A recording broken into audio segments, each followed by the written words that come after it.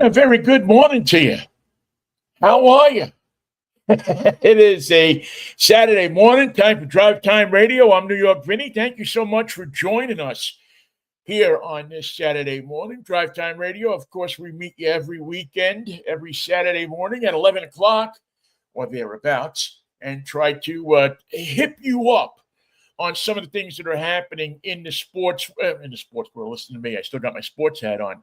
In the automotive world, we're generally a bunch of people that have a love of cars, and we try to get together and talk about that every week. I try to present you with reviews. I drive a new car almost every week and get a chance to bring you the results of that week of driving on all different kinds of cars. I have a lot of fun doing it. Been doing it for a number of years.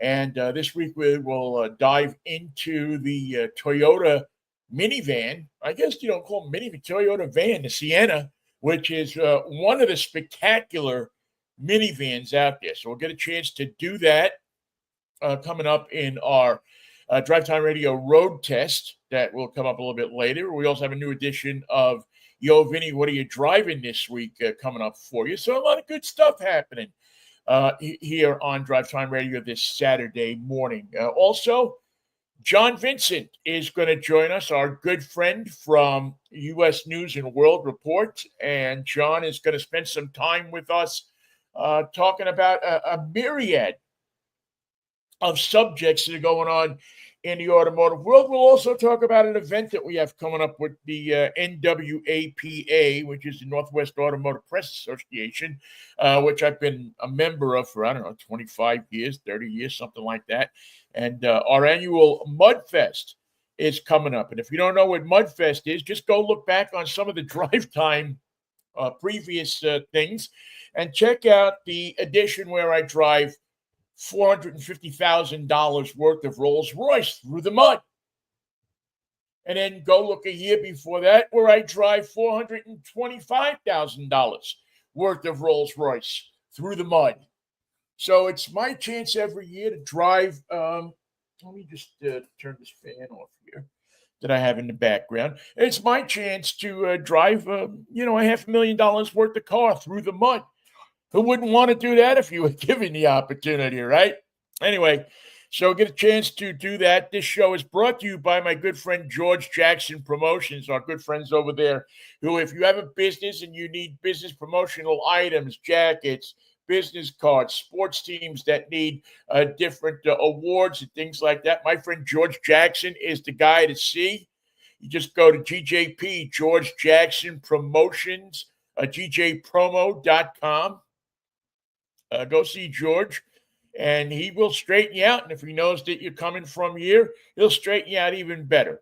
You don't have to go and deal with faceless people in a faceless place. Who knows where it's coming from? Here you're dealing with George. George knows where to get everything on the best quality, the best price, and with personal service. And in a world today where service is missing, that's something I think that is so very important to be able to, have service, have somebody you can call on, pick up a phone and talk to. I've been trying to change my password on Facebook for like 3 days because I got a new phone, and there's nobody to talk to. If you can't figure it out by yourself, you're not going to figure it out. So at least with George, if you have a problem with things that are going on, you're going to talk to George.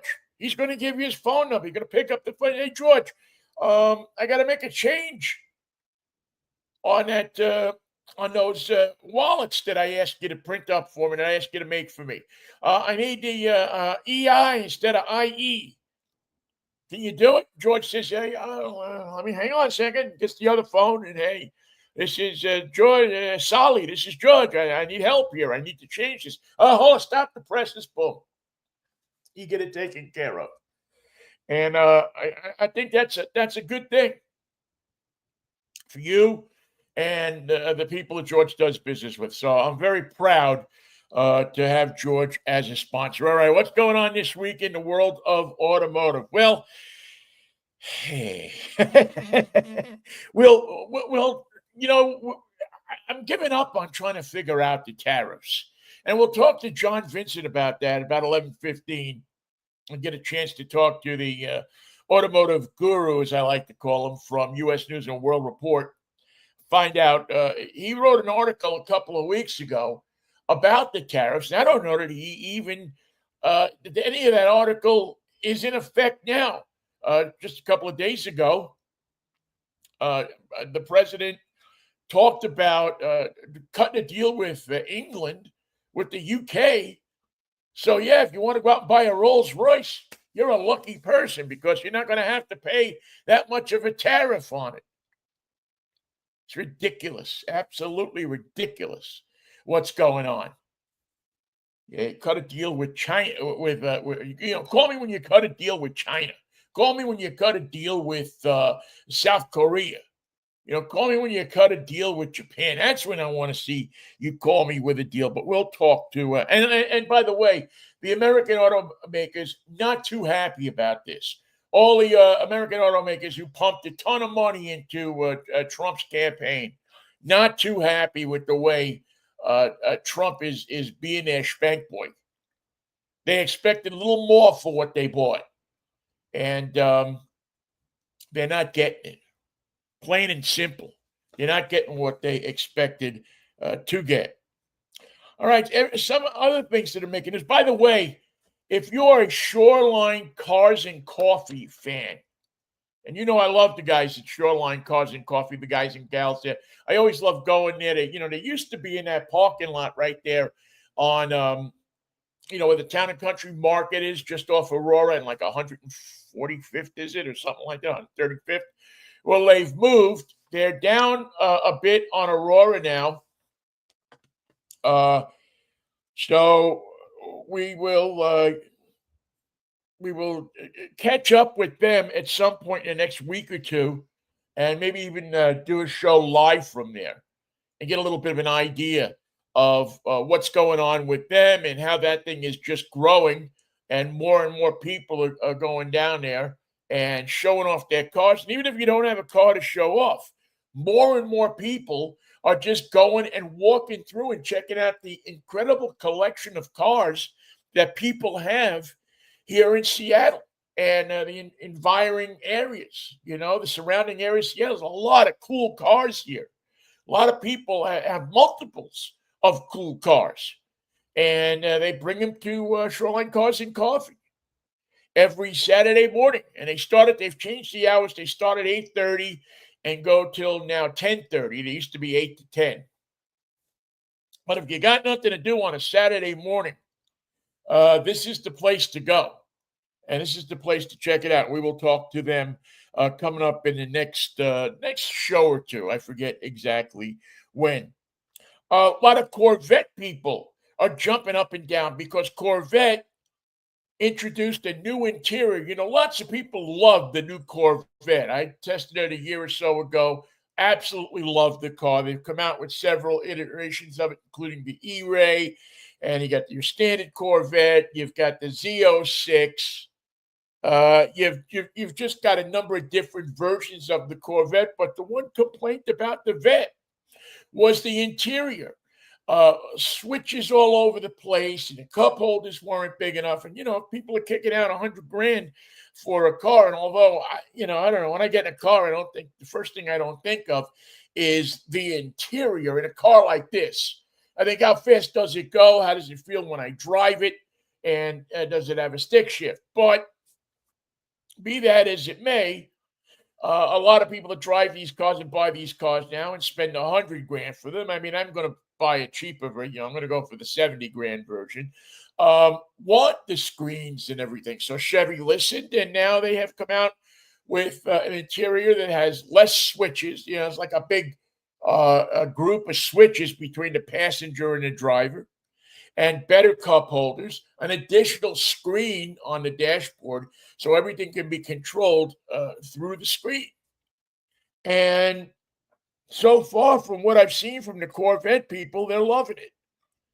They think it's a great thing, an excellent idea to change the interior around. I don't think there's any big changes on the exterior of the vehicle, but when you're making one of these cars, you have to, even though it's a very targeted car, you still have to reach a big audience. There's the people like you and me that probably want to go out and just drive the crap out of the car and take it out to the track and and run it like that. But there's also the smooth people. They want to treat it as a luxury car. They want to get in there and talk to you in their FM voice, like, "Hey, baby, come in my Corvette. Let's take a ride." You have those people, and they want a nice interior. They want that soft butt feeling leather, so that when you slide down in that thing, you feel like, "Oh man, this guy's got some money." Yeah, that's it's natural.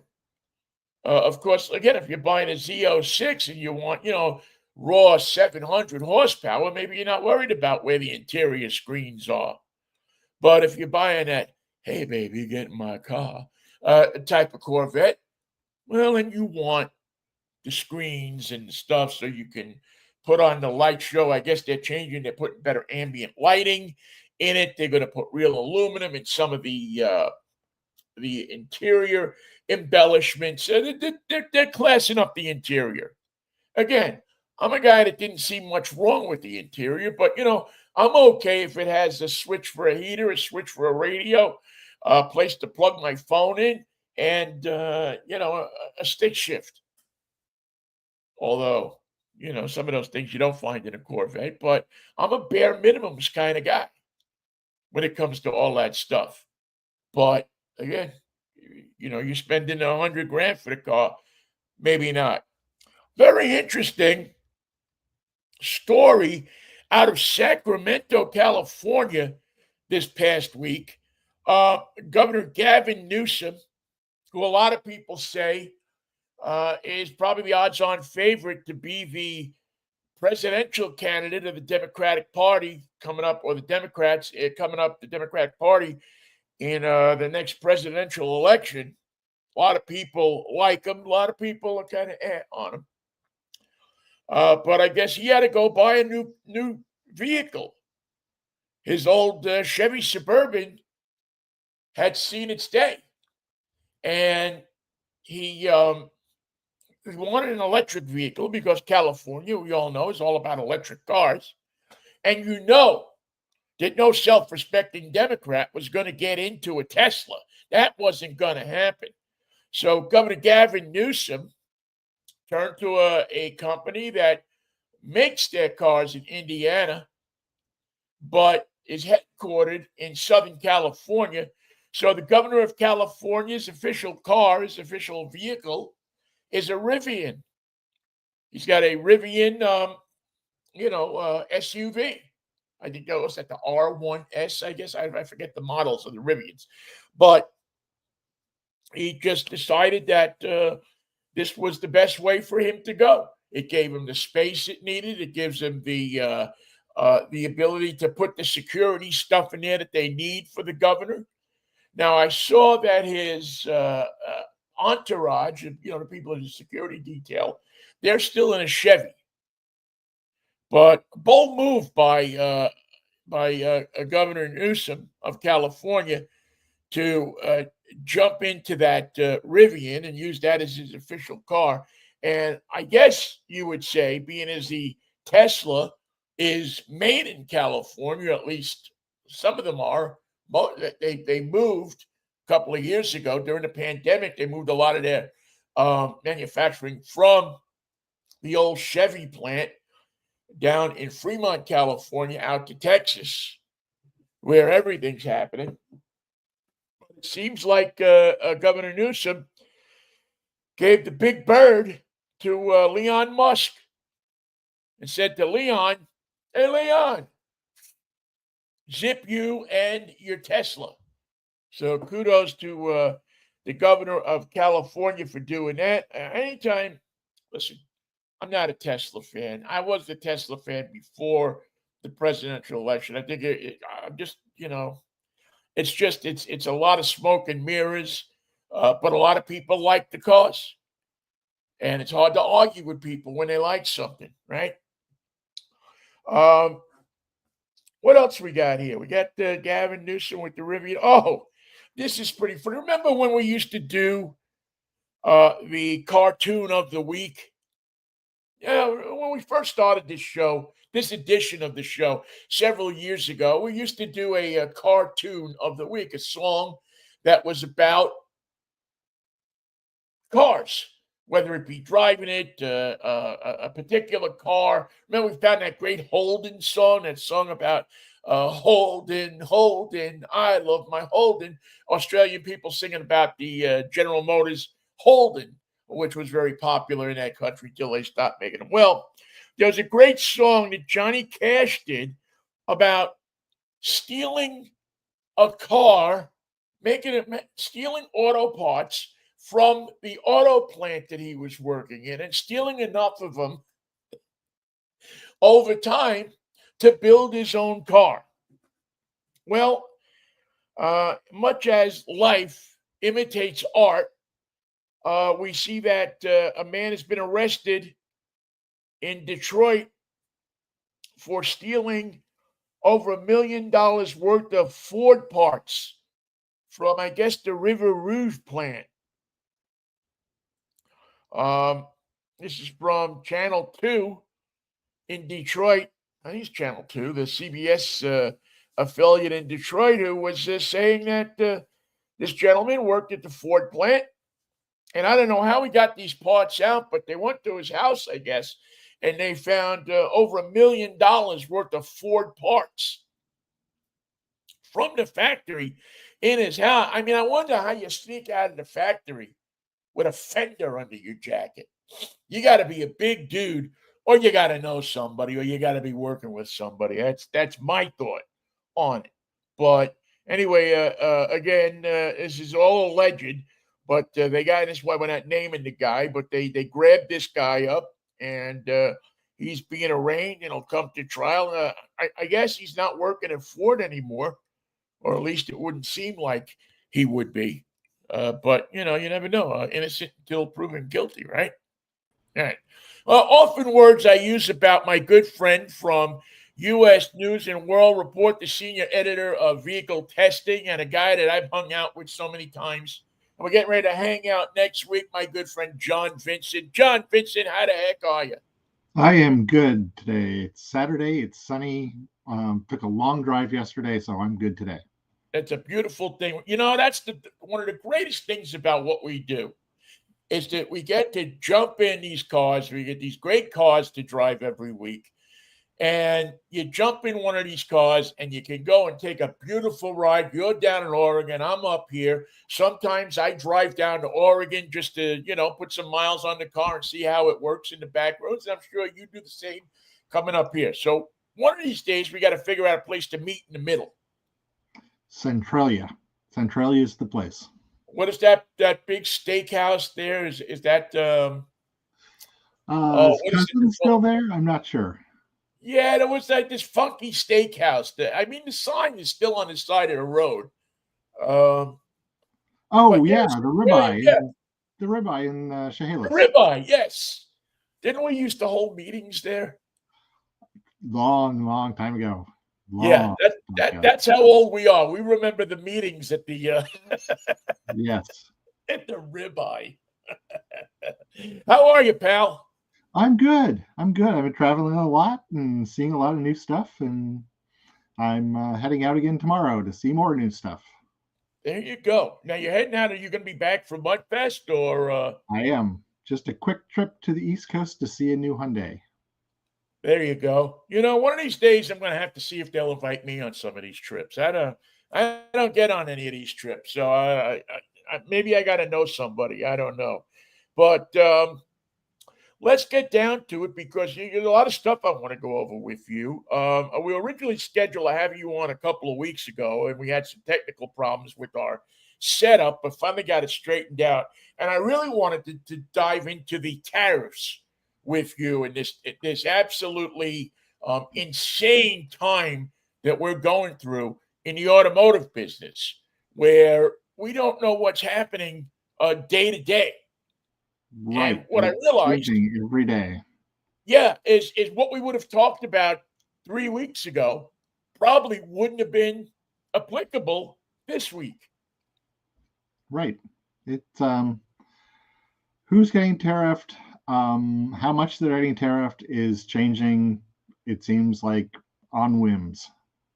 Yeah, it really does. And yesterday we all felt a lot confident. The day before yesterday, I guess it was, all felt good that if we all went out to buy a Range Rover or a Jaguar when they come back, or a Rolls Royce or a Bentley, that we were going to be okay, that Yeah, the or tariffs were McLaren, going to be reduced, reduced but not eliminated. So there's still the not 10%. eliminated.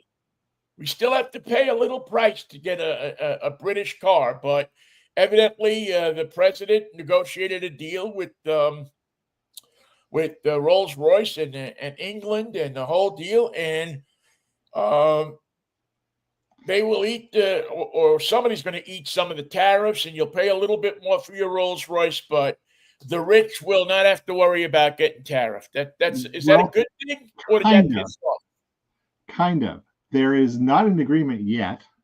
There's Uh-huh. the framework for an agreement, but the details have not been worked out. And since it's a trade agreement, it has to be approved by Congress. And Congress might look at this one fairly closely because it actually protects the British car industry better than the American car industry. Right. I was reading some comments from some of the automakers, and these people do not seem to be happy with this deal. Right. You know, if they have to pay 25% tariffs to bring cars in from Canada or Mexico, why should we only have to pay 10% tariffs to bring them in from England? Yeah, yeah, it kind of defeats the purpose of the tariff, doesn't it? Exactly. Yeah, I mean, tariff is supposed to be to help out the American automakers, In theory, and yes. yeah, that in theory, that's what you're trying to do. You're trying to help entice people to buy American cars by making cars from other countries much more expensive and less desirable price wise to buy, even though they may be more desirable technically or in some other manner, more stylish or whatever.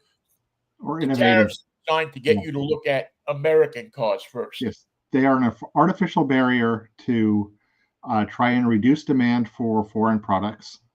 They are an import tax that is paid for by the people importing the car, not the people shipping the car to America. Where I mean, I don't know. Maybe I'm wrong. I don't see this working. I don't see people rushing to American cars just because they have to pay more money. I see people probably either not buying a new car or saying, I'll pay the extra money because I want the quality of a BMW. I want the style of a Genesis. I want the reliability of a Toyota. And American cars, I mean, while they're close in many cases, don't quite get there yet. Well, and fact is, there's no 100% American car. Right. The highest percentage American car is 85% American parts, and that's Tesla. Most of them are significantly below that. So there are going to be tariffs on every car. Every car is going to get more expensive. American cars built in American factories with union labor are going to be more expensive.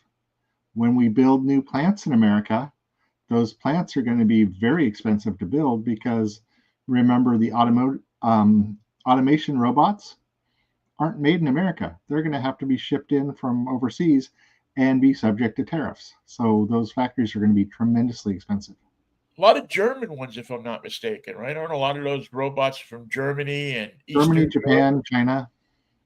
Yeah, so either way, the American automotive consumer is is is going to take it in the shorts for this, one way or the Yep. other.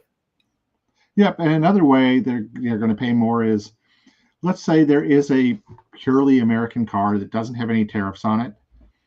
If all your competitors are suddenly more expensive, you're going to take the advantage of that and raise your prices as well, because you're not going to give up that profit. You're not going to sell your car for $2,000 less than your neighbor Right, just because you're nice.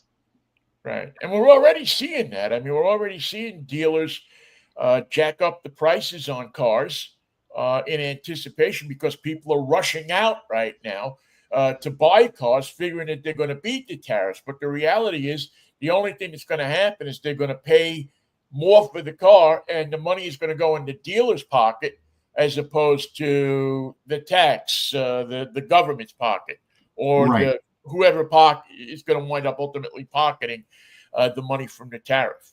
Yes, the Now, tariffs are already inflationary. You go back to the dictionary definition of inflation, and it's, too many dollars chasing too few goods. Right now, the number of cars that the dealer hasn't changed, but there are a lot more customers in the showroom, so prices are going up already. is there a way that you see that the average consumer can beat these tariffs or can lower them or somehow amortize their losses in this? Or is it just pretty much if you need a car in the next, at least for the short term, the next year and a half, you're screwed? You're going to pay more right now. There's no doubt about that. You have to be a smart shopper. You have to look for where the deals are in the market. Um, some cars will have higher price increases than others. You're going to have to look at those cars that have the lower price increases. You might have to go to used instead of new. Um, Go to buy a certified used car instead of a brand new car. One thing you do not want to do, which unfortunately a lot of dealers will try and encourage you to do, is take a longer loan to pay that extra money. Because when you have a 7-8 year loan on your car and a 3-year warranty, you're going to have several years where you're going to have to pay for repairs out of pocket at the same time as you have car payments. Right. And when you're dealing with electronic components and computer components, as we see now in most cars, I don't think there's a car on the road that doesn't have some sort of computer chips and components in it. I think everything has that. Those repairs generally going to run into the thousands, not the hundreds, but the thousands of dollars. Right. Compare a 5-speed manual transmission, which is fairly simple, to a 10-speed automatic, and that 10-speed automatic is 5,000 or more to swap out. Yeah, you're going to see a lot of cars sitting on blocks in people's driveways, I think, and they're still going to be making payments on them because the dealers, as you just said, are trying to get people into these 72 and 96 month and even more loans. And people see that shiny car in front of them, and or they need the car because they got to get to work, or they got to do this, or they got to do that, and they're going to sign the piece of paper. Yep, they're going to look for a certain payment, and then the dealer's going to do, or dealer or any other lender is going to do whatever they can to make the payment match what the person says is their budget. And a lot of people won't even realize that they've just signed off on an 84-month loan. Yeah, and the dealer probably isn't going to tell them, isn't going to say to them that 3 years or 4 years from now, when this car's worth $2,750, but you still owe 10 grand on it, that you're going to still have to pay that 10 grand. Yep. And you might say, I'm not buying a new car. This doesn't matter to me. Well, it still does matter to you because you're going to have to pay for car repairs. And your car insurance is going to go up because it's going to be more costly to repair your car. So if you drive, your costs are going to go up. If you take the bus, your costs are going to go up because that bus is going to be more expensive to maintain and repair and support. It's So it's it's everywhere. crazy. There's no way around it, really. Right. Is is there? By the way, we're talking to John Vincent from U.S. News and World Report, senior editor, vehicle testing, and just a guy that knows one of my favorite people in the automotive business to talk to. He knows just about everything, and he's nice about telling you about it. He doesn't say, "Get out of here," go away, kid. Um, what about leasing? Is that going to be an avenue where people that will look at and say, "Gee, maybe I can save some bucks by leasing a car for a couple of years and then seeing how the market changes"? Does that look like a viable option for people? That is actually a great opportunity. Even though your lease is going to be more expensive up front already, when you sign a lease, the lease end value of the car is fixed in the lease. So you might lease a car now, and in 3 years, you look at how much that car is worth and how much it's selling for in the open market. And if that car, if the payment in then the price in your lease contract is a whole lot less than they're selling for on the open market, then buy it. That's a great way to get a good deal 3 years down the road if values have changed. Why, John, am I seeing cars now? I grew up in an era, and you did too. I mean, you're a bit younger than me. Maybe Bad. a big bit younger than me. But I grew up in an era where you went in, you bought a car, and you expected the car to decrease in value as you drove the car. It seems to me now that people are going in and buying cars, and all of a sudden, because of outfits like Carvana and CarMax and these different places that are offering unheard prices for used cars because they need to churn through inventory. They need cars to sell. Are we now seeing something where people are buying cars almost as investments, where people Car are will never be an investment. A car will always lose money, unless you're buying, you know, a super exotic car that they only make 12 of. right, Your everyday car is not an investment, it is an expense. right, right, and I tend to think, and you tell me, uh, that this whole thing with Carvana and the other big places that buy, we want to buy a car, we'll come out, bring your car here, will that people are falsely feeling like they can buy a car and they're going to get their money back and more. And I see this much more among younger people, Generation Xers, or whatever they're calling the new kids. That they buy a car and they can't believe that the car is worth less a year or two after they bought it than it was when they rolled off the showroom floor. Absolutely, and it will be worth less. Yeah, there's no doubt about it. And if you're taking a long car loan, it will be less than the balance of your loan. So you'll be what's called upside down. And if you wreck that car, you're going to have to write a big check to your lender. Yeah, yeah, because you're only insured for the actual cash in most cases, unless you take out gap Gap insurance, insurance. which is another swindle in itself in most cases. Although less now because of what's going on. Well, what you can do now is you don't buy it from traditional sources. You just go to your auto insurance company and buy your gap insurance from them. Don't buy it on the day you buy the car from the dealership. Um, look at other options. Price it like anything else you're buying with the car. Any accessories or anything else. Price your gap insurance, and look at several different sources so you get the best deal. I'm starting to think, John, and again, I'd love to get your thought on this, that if you're going to go buy a car, you are best to take somebody with you that knows what they're doing. to find somebody, even if you got to pay them or even if you have to buy them dinner or whatever, but find somebody that knows about cars and knows what they're doing, and either consult with them or talk to them or say, listen, I need help. This is far beyond what I can just go in and do myself, at least at this point in time. Maybe in 2 years, 3 years, 5 years from now, it'll be different. But right now, everything seems to be so confusing. Yep, you need a wingman. You need somebody there to say, hey, wait a second, this might not be as good as you think it is. Just to slow you down, make you pause, make you think. And if you don't have that person, there are some great programs out there to help you. AAA has one, Costco Buying Service has one, where you get help to buy the car at the price you want to buy it at.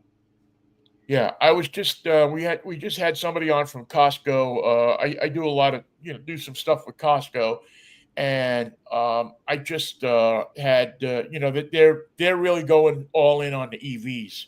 They're doing a whole EV thing on their website and on there, and they seem to be along with AAA probably the two really substantial people who have a network of dealers and have people that they deal with and can advise you and help you along the way, which is, I think, what most people need right now. But now let me ask you this. What about the companies that are starting to, and we're going to get to Slate here in a second, which is, I'm enthralled with Slate. But what about these companies that are attempting or trying uh, to do this all online, to make this purchase so that you can just go online and you can do it now with Hyundai on Amazon. Um, Not really. Obviously, just go, but this direct to dealer, direct to company, stay away from the dealer type of deal. Are we going to see more of that? So we're Uh, seeing that with companies like Tesla and Lucid and Rivian. The Hyundai deal with Amazon looks like it is direct to consumer, but it's really not because you're sent to a dealer to buy the car. Um, the thing about most US states is we have very strong dealer franchise laws to protect the dealerships and the dealership model. And they will fight tooth and nail to protect that. So if you want to sell a car outside of the dealership network, direct to consumer, you're going to have that fight in 50 states plus in the federal government. It's going to right. be a very long battle to get rid of the very entrenched dealership model. And the dealership model has some good things going for it, but people are used to buying with the simplicity of getting a cell phone. Right. And going to a car dealership is not that simple. Yeah, it's really something. And again, it goes back to what we just said a few minutes ago, is that if you don't have the time to study up and deep dive and learn about all of this stuff, find somebody, align yourself with somebody that does have this knowledge and this ability to help you. I mean, you can still do it yourself, but you got to have somebody to hold your hand a little bit and You want and to find say the biggest tightwad in your address book and take them with you exactly. when you go car shopping. And even then, I mean, I've helped a few people already, that have needed to buy cars, and more than a few people really. And uh, even the seasoned pros go into this. Even people that know what they're doing and work in this every day still go into this. And the dealers have all sorts of things set up, all sorts of different programs, all sorts of different things that you're not going to outsmart them. Uh, Right. Yeah, I don't want to sit here and bash the dealers all day, but right. remember that you might buy a car every 4, 5, 6, 7 years. They're selling cars every day, and they're very good at moving you to the price that they want you to pay. Right. It's like a casino. It's like a casino. You can do a lot to help level the playing field, and knowledge is your best friend. Slowing everything down is a good friend. You just don't want to do things emotionally. It is a business transaction, nothing more, nothing less. The salesperson isn't your friend, and you just have to remember that it's a business transaction.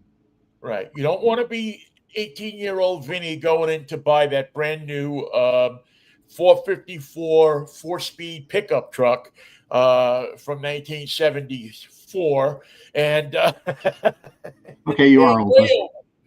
way over what that first edition Silverado. No, it wasn't even a Silverado. It was a custom deluxe, and just paying through the nose for a truck that probably should have been. And when I say I paid through the nose, I think I paid $3,900 for it. Even my Expensive back then. You know what'll make you really feel old is walking into a car museum and seeing your first car. oh yeah, I did yeah. that at Honda's museum. My first car, same color and everything, is sitting in their museum. It's like, oh man. I could think the only thing to be worse than that is having a pope that's younger than you. I think we both do, Yeah. right? Mm. It's not good. John Vincent is with us from U.S. News and World Report. Um, I noticed as I was thumbing through U.S. News and World Report, the website, that you guys have a lot of these top 10 list, 10 slowest moving cars, 10 fastest moving cars, 10 best minivans, 10 best sports cars. Do you compile a lot of those lists, or do you have people that work with you to compile those? I work with a lot of super smart people in our research department. Our reviews are based on research and data. They're not just, throwing darts at a dartboard to say, what's number one and what's number 10. We look at all sorts of data, including safety data, reliability data, cost of ownership data. Look at reviews from across the spectrum to see what other journalists are saying about the cars, and then moving that information to create a score and looking at the score against all the others in that segment. We've been doing it for a long time now, decades. I think we're pretty good at it, at Yeah. picking the winners and the losers there. Yeah, I would agree with that. I mean, I go to it to look at stuff all the time to just to kind of get a feel for what people are saying. That's the great thing is when you go to your website, U.S. News and World Report, and you click on cars or autos, um, you don't only see what you guys think about the car, but you see what a number of other people think about it. So it's not just one person that's writing stuff. You get a kind of cross section of Yep, different. everybody has their biases. Everybody looks for something different. Yeah. So by looking at a lot of different data, we can kind of wash out those biases. All right, let's talk about Slate. Let's talk about because I'm enamored with what they're trying to do. For years, I have been saying that we need to have a pickup truck, a small pickup truck that's affordable for a lot of people. That runs into this $25 to $30,000 range.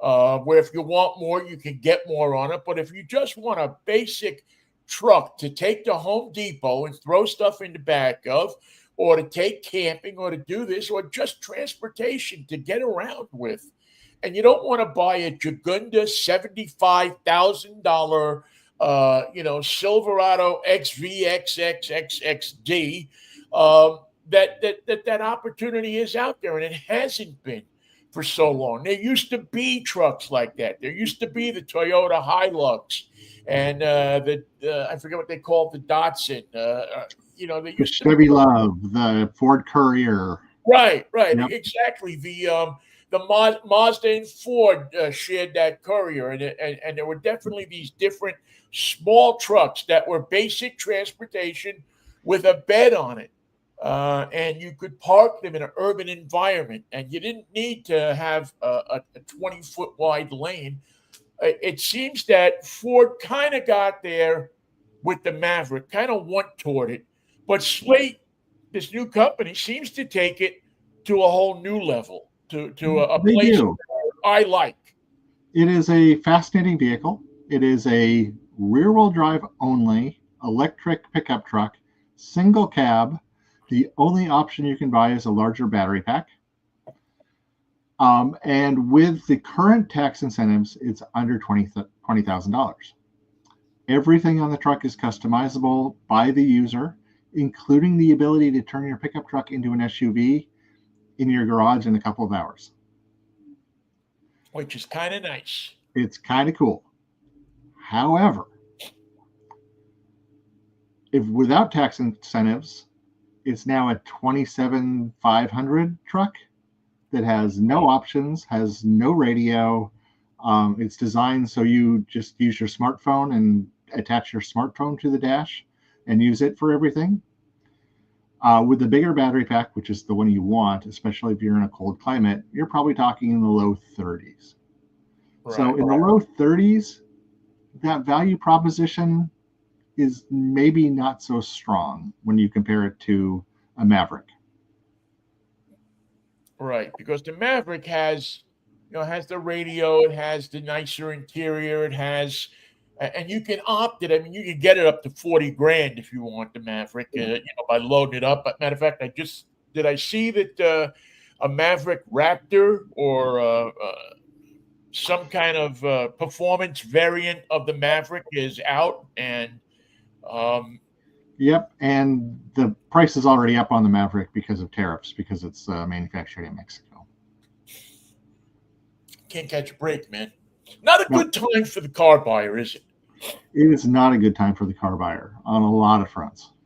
If you can, are you better off at this point to hold off? I mean, if you're better off, if you're driving a 4-year-old car and it's serving you well. I mean, most 4-year-old cars are still, these days, I don't know, 25. Let's say you got 70,000 miles on it, 60,000 miles, somewhere in there.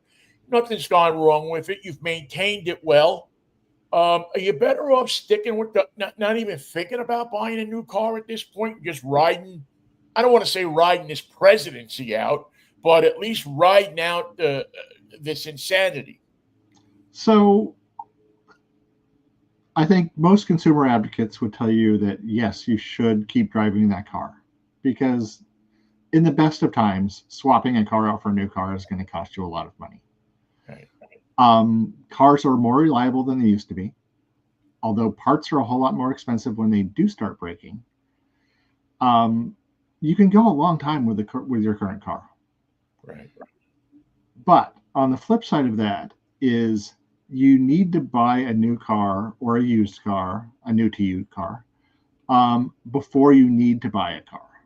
Because what happens when you're nursing along the car that's breaking down on the side of the road is that you have pressure to buy. And when you have pressure to buy, you make bad consumer decisions. Right. Right. You don't want to be in the hot room trying to figure out what what you need and what you want and what you don't want. And I wanted just to take that little quick side road there. But so is Slate going to make it? Is it not going to make it? What do you think is going to happen with this car? With this truck? It's too early to say. It has a lot of backing. It has some money from Amazon's Jeff Bezos. It has some really good people out of Detroit.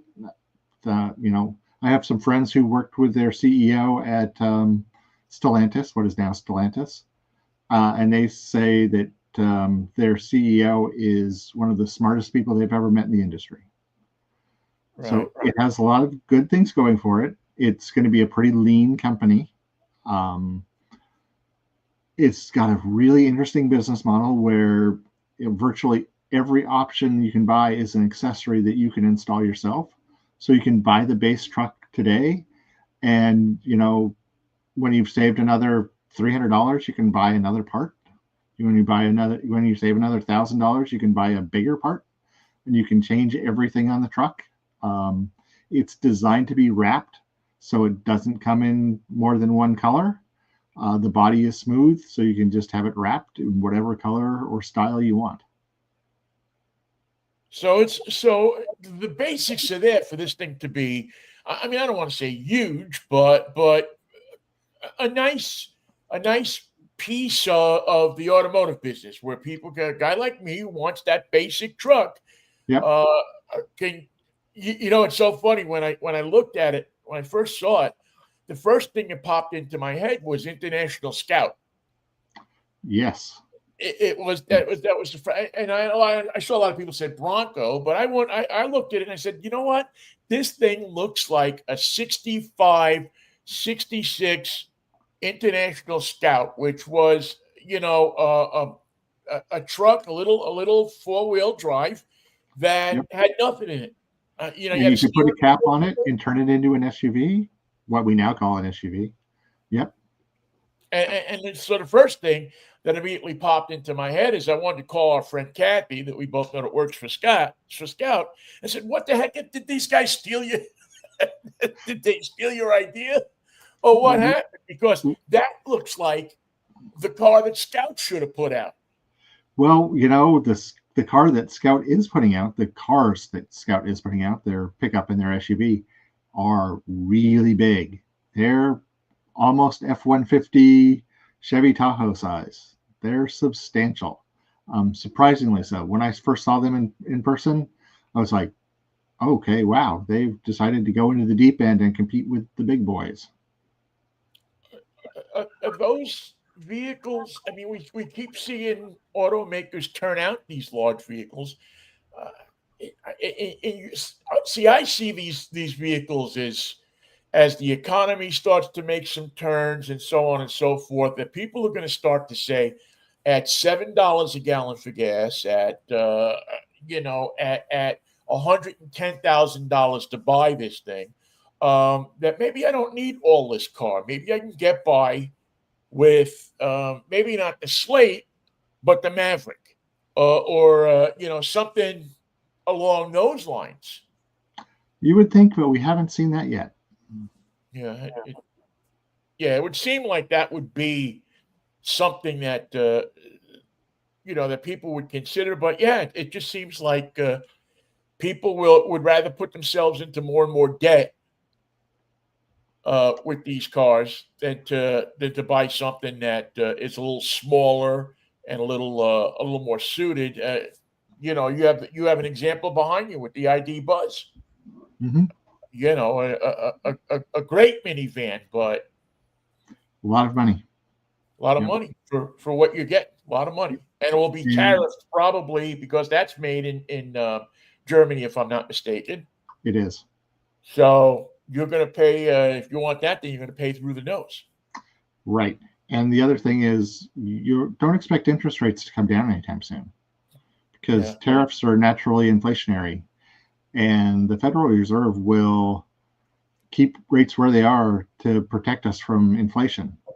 What we might see, and I'm putting on my economist hat here, which I'm not very good at, but I'll give it a shot, is what we had in the 70s, which is called stagflation, which is where you have inflation and a slowing economy at the same time. yeah, And that is very, very difficult to control. yeah. I remember those days, and they weren't pretty. Yep, You seemed to get paid, uh, you know, good money, but the money was gone before. You were getting paid more money than you had ever been getting paid before, but you were paying more for everything that you had, that you were buying. I mean, clothes, cars, whatever you were buying was costing you more money. exactly. So it's kind of crazy. What else have you driven that you really like lately, or have seen that you're turned on by? So I went to Miami last month to drive a car that will be arriving in the United States in 2030. It is another Volkswagen subsidiary, like Scout is, called Cupra. They make performance crossovers, electric, plug-in hybrid, um, using a lot of the parts bin from other Volkswagen products and other Audi products. to make a really cool family of performance SUVs. I had a chance to drive some of them around Miami, and you know, the Cupra people think they're just city cars, but I can see anybody in America wanting one of these things. They were a blast to drive. They look great. I can't wait for them to arrive in the U.S. Unfortunately, for those of us in Oregon and Washington, we won't ever be able to buy one because they're only going to sell them in 12 states, and we're not on that list. Wow. Why not? They've just decided that they are going to focus on 12 states, and they have no plans to ever expand beyond that. Are we going to see more of that as we go further into or is this just kind of a one-off thing? Because that fascinates me. It almost reminds me of when imported cars first came over. In the East, you bought Roots Group cars and Volkswagen. In the Yep. West, you bought Datsuns and Toyotas and maybe a Mazda here or there, Yep. and Volkswagen was And Honda. everywhere. Yep. But you really, if you went to the middle of the country, it was all American cars. You didn't see very many. If you saw a Datsun in New York, it usually had California plates on it. Right. You just didn't see a lot of them. Yep. I wonder about their business strategy. It seems like they're sacrificing a lot of pretty populous areas of the country. And it's still in 12 states. You're going to have to market pretty much nationally, which seems like a waste of resources as well. So I don't quite get it, but we'll see. We'll see how it works. And they have 5 years to change their mind and decide to, sell it to you and I up here in Oregon and Washington. Well, in 5 years, I think I'll be looking for a Chevy wheelchair more than anything else. Everybody seems to be, let's face it, Toyota's still the king of the whole thing. If you want to go to a Toyota showroom, you have to get online. I see a lot of people milling around the Hyundai and showroom, not so much around the Volkswagen, not so much around. Surprisingly, Kia seems to be kind of leveled off a little bit. And again, I'm just talking about what I see. Are we? What are we seeing as far as these cars? Are we just? Is it just kind of acknowledged that Toyota has taken a top spot here, and everybody's waiting for Datsun or Nissan to go out of business, or? I don't think so. Kia just had a record sales month. Yeah. Toyota's the king, of course, when it comes to, foreign nameplate automakers. They sell a lot of cars.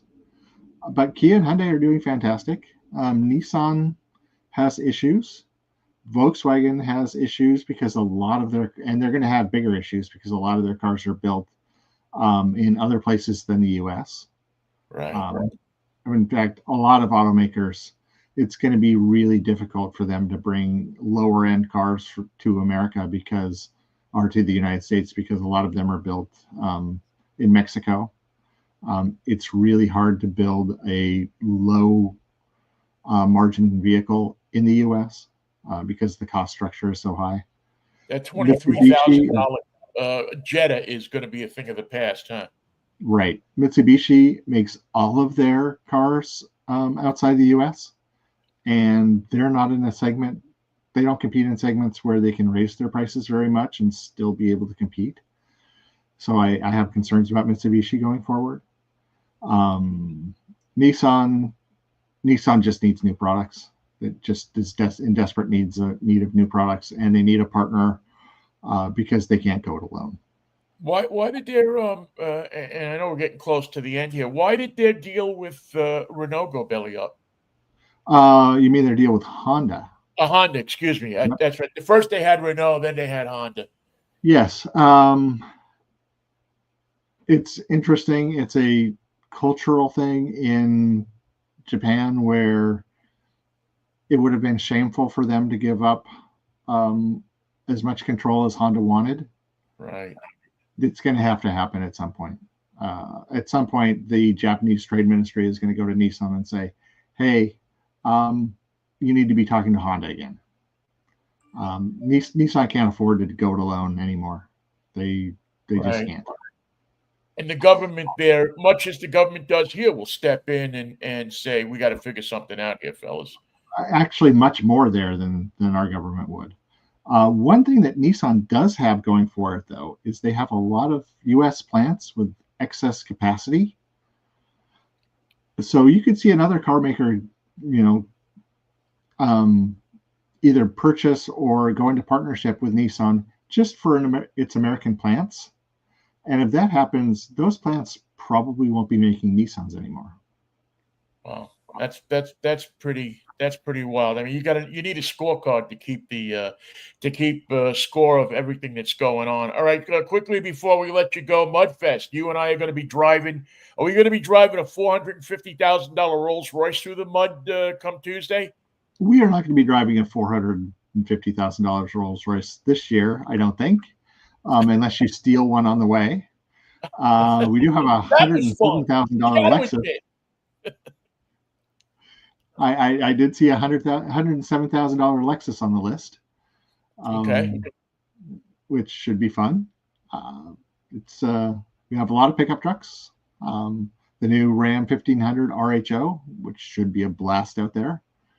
Yeah. And one of our best friends from Stellantis is coming to demonstrate it, so should be fun. Wonderful. It's going to be a ton of fun. Mudfest is our annual look at the Northwest Outdoor Activity Vehicle segment, and something that we take very seriously at the Northwest NOAPA, the Northwest Auto Press Association, because it's something that we like to be able to give people direction on which of these cars fit the Northwest the best, and we get a chance to. I forget how many years in a row I've done it. We've been doing it for about 30 years, and I think I've missed 2. So yeah, I think I'm probably in that same category. I mean, I get an itch on my skin when this time of year rolls around. It's like, if they got to bring me in an ambulance, I'm still going to come. Those are work days, but they're not the worst work days, are they? No, they're fun. They're fun days. We get a chance to spend a couple, and then of course we won't have a show Wednesday. We decided not to do a show live from there, but we will be keeping an eye on things and having live reports and driving those cars. And next week we will have a special extended edition of Drive Time with the best of Mudfest, which we always love doing. And I am excited to see you there on Tuesday, my friend. Yep, I will be getting in late because I'll be flying across the country, but I will be there. But your arms will be tired. My arms will be tired. Everything will be tired. John, it's good to see you, man. It's always a pleasure to hook up with you and talk to you. I always enjoy the time we spend together, man. Yeah, great talking to you. Looking forward to seeing you on Tuesday. All right, see you Tuesday, my friend. Thanks a lot. John Vincent from U.S. News and World Report. Go to U.S. News and World Report and check out not only his writing, but the writing of all the people there. As a matter of fact, I have them up right here on the screen, and it's just a great thing to, I think, to the work that they do. If you are going to in the market for a car, if you're just a geek about cars like I am. All right, let's do a couple of things here. Take care of a couple of pieces of business real quick. Real quick. Real quickly. It's Drive Time with New York Vinnie. Vinnie, you might want to ask yourself here. Let's see. We have George Jackson Promotions. As we always talk to you about George Jackson Promotions, he is the sponsor of the show, and GJPromo.com is where you can find advertising specialties for your business, your team event, or organization. And they do things right. They will make sure that you get the kind of service and the kind of love when you buy things from George and his company that you deserve. Very simple, um, a very simple uh, formula for George. All right. We also want to, and I had it here and I lost it a second. I was talking to, so just hang on with each other a second here while I pull this up real quickly, and uh, I just want to make sure that I have the correct. Sometimes when you do a one man thing here, sometimes you wind up kind of getting a little, just a little trying to do things all on your own. But we are. Let's pull this up here because I don't want to let this go by without doing the thing that I love to do, which is let you know um, one of my favorite things, which is, yo, Vinny, what are you driving this week? And we did this yesterday, and that's why I got all kind of screwed up. But this week, I am driving uh, the Lexus, and I love this little ride here, the RX 350H F Sport, all-wheel drive. And this is one of those vehicles that you get into, and as with any Lexus, Lexus and Toyota, it's like drinking Coca-Cola. You know exactly what you're going to get. It's like drinking Diet Coke. You know exactly what you get. It's like drinking Coke Zero. You know exactly what you're going to get. You're going to get quality. You're going to get great materials inside the car. You're going to get a comfortable car. You're going to get a car that has some oomph to it so that when you hit the gas, it goes, and this hybrid does exactly that. Uh, all of the things in this car that we look at, and again, I didn't get a chance to really take the car out on the road. I'll do that over this weekend. But spacious, nice materials. The F Sport means that it is a vehicle that has a little bit more to it than just the regular base Lexus, and it's a hybrid. Uh, 246 combined horsepower. So you're not going to be running around winning races with this thing, but you're going to probably get yourself around. I got to say that you're going to get yourself around 35, 36 miles per gallon for a compact SUV. That's not a bad number as far as as far as gas mileage. Um, it is a very smooth riding car, a very stylish car, and a car that you can put your family in and feel safe about because it ranks near the top of all of the safety ratings. It performs well. It handles excellent. In the short time that I've driven this car, and I just got the car um, on Thursday, and so I didn't get, like I said, get a chance to take it through the windy roads. But this car really takes you and makes you feel confident and safe about driving it, which is something that you want in a car, especially if you're putting family in the car. You want them to be able to feel comfortable and feel safe. You want to feel that the car is comfortable and safe, and you get all of that with this hybrid. And you save gas, which is a wonderful thing. The with the 246 combined horsepower. I'm not a big fan of the CVT transmission, but that's kind of a personal preference. I think most people can live with it okay, unless you are a stone performance vehicle addict. And then you're probably not buying this car. You're probably moving up to a more performance oriented vehicle. But if you are looking for a vehicle that's going to get the kids to school, going to get you to the shopping center, this looks like it is a vehicle that will take care of business in that way. As I said, all of the safety stuff there in the RX, and I love one of the things that I love, and if you know me for a while, you know how much I really enjoy that kind of floating roof design, and the Lexus has it. As we look at the back seat here, $60,230 is the sticker price on this vehicle, and as I say, buy now if you're thinking about it, because the tariffs are coming. And because this car is made in Canada, Cambridge, Ontario, Canada, you can only imagine that the price on this car is going to go up. So if you're thinking about a car, uh, this might be the time to go and take a look at this vehicle. Okay.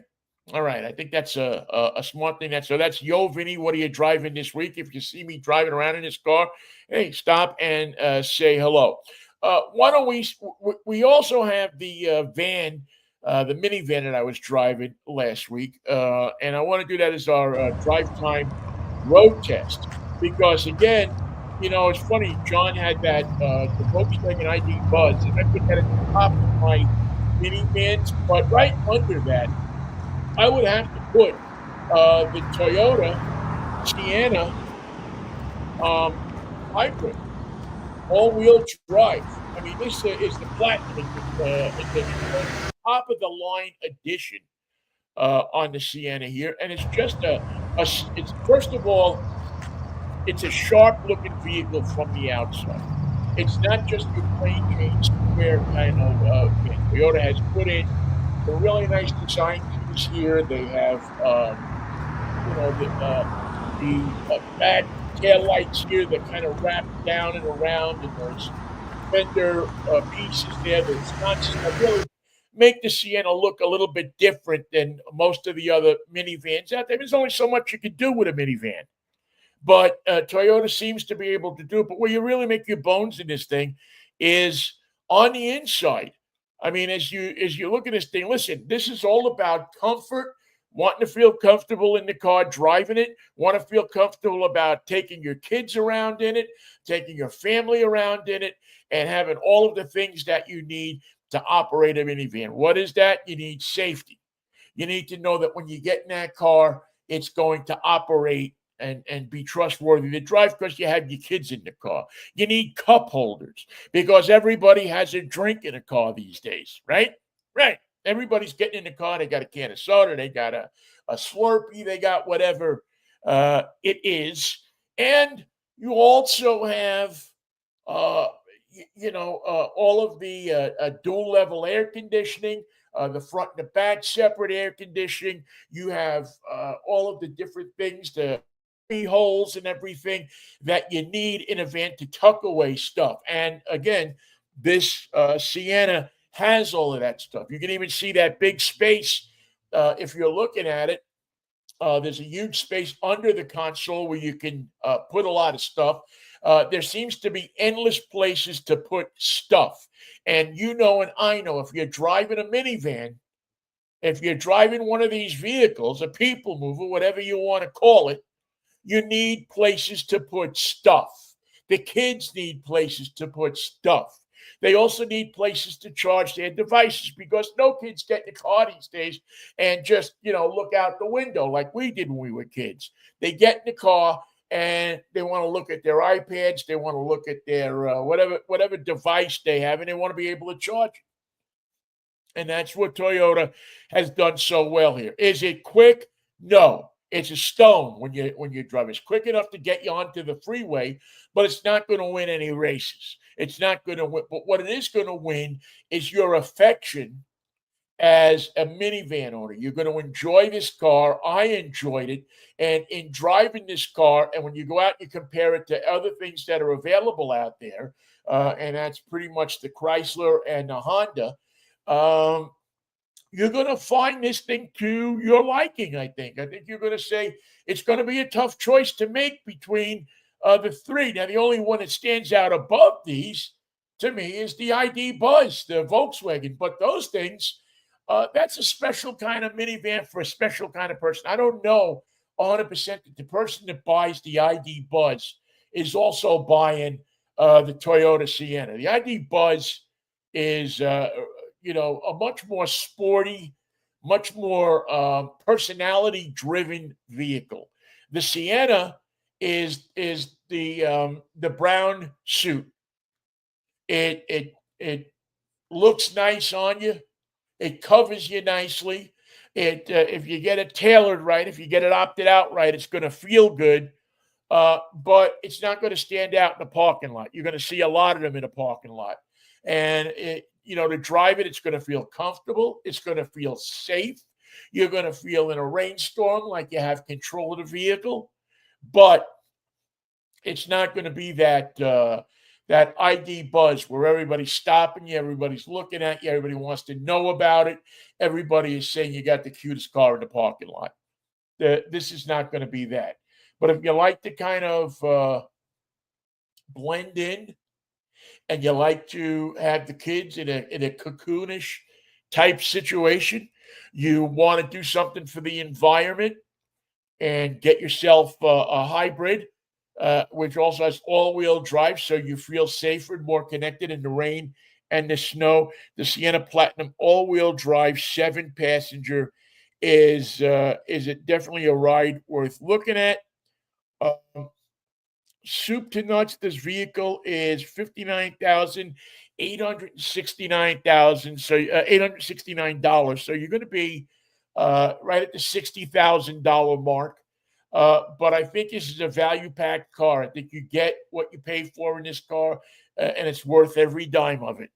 So I enjoyed it. I took this on a number of road trips over the week I had it. Long distance road trips and short road trips, but I did a lot of road tripping in this car, and it was a great road tripping car, a beautiful road tripping car.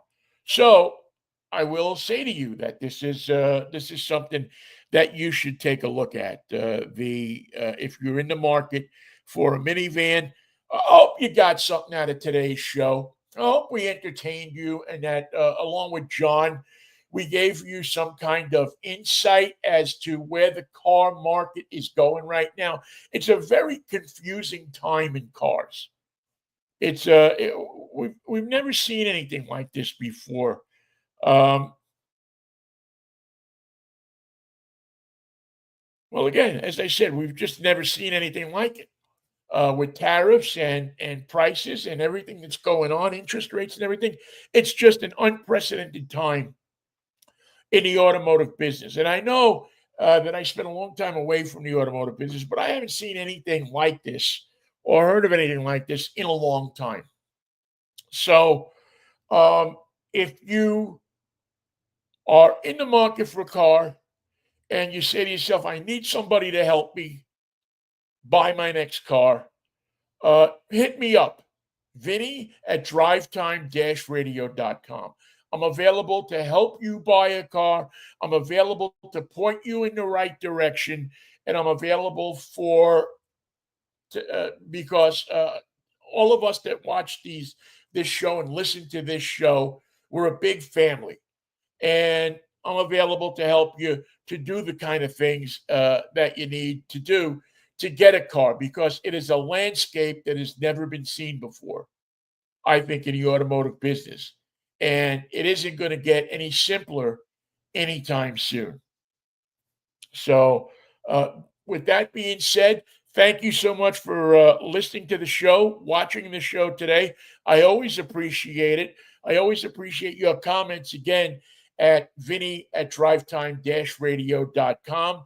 Please send me those compliments. Not compliments. Your thoughts on the show. And next week we will have our Mudfest show. We'll be out driving through the mud and testing a lot of vehicles, which I'm very, very, very excited about out there on the peninsula. So have fun, and we will catch up with you next Saturday morning at 11, if the Lord's willing and the creek don't rise. Have a very, very, I almost forgot. Oh, it's Mother's Day tomorrow.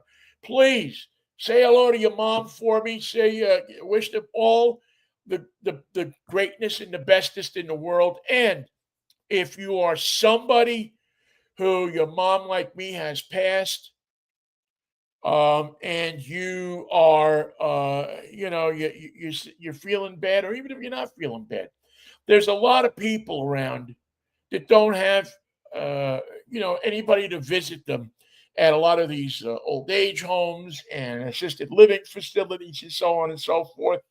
Do me a favor if you get a chance, go pick up a bundle of flowers, take it to a local assisted living place, and ask the person at the front desk to give the flowers to somebody whose maybe kids aren't visiting them this Mother's Day, or for whatever reason, maybe they're a mom and they lost their kids, or maybe they're estranged from their kids. There are so many people out there who have emotions around Mother's Day. So if you get a chance, do me a favor, as a favor for getting this content, this show every week. Go buy a bouquet of flowers or a couple of bouquet of flowers. Go to your local assisted living facility or place where there's a lot of old people that live, and drop them off and just tell the person at the desk, give these to somebody who's a mom today, and make somebody's day for Mother's Day. Even if you don't have a mom anymore. I'm lucky enough to have my stepmom still. Um, but it's just something you'll never know how good you make somebody feel. I've seen how people light up on Mother's Day or different holidays when they get these flowers. I've seen how people light up and how much of an improvement it makes in their life. And you may not think it does because you're out there and partying, doing this and that. But I'm telling you, there's no better thing you can do in the world tomorrow than drop off a bouquet of flowers at an assisted living facility for some woman who is a mom, and who, for whatever reason, their kids have decided not to come and see them on Mother's Day, or they've lost their children, or they're estranged from their children. Please, I'm asking you as a friend to do this for me. This one favor. Go to a flower shop or a Trader Joe's. Get a $10 bouquet of flowers and drop them off for somebody. You'll make their world so much better. And you know what? You'll make your world so much better as well. All right. We will catch up with you next Saturday morning if the Lord's willing and the creek don't rise. Have a very good week. And as I always say with Mikey, peace, love, and Manischewitz. And that's where he would say, what a wine. Have a good one.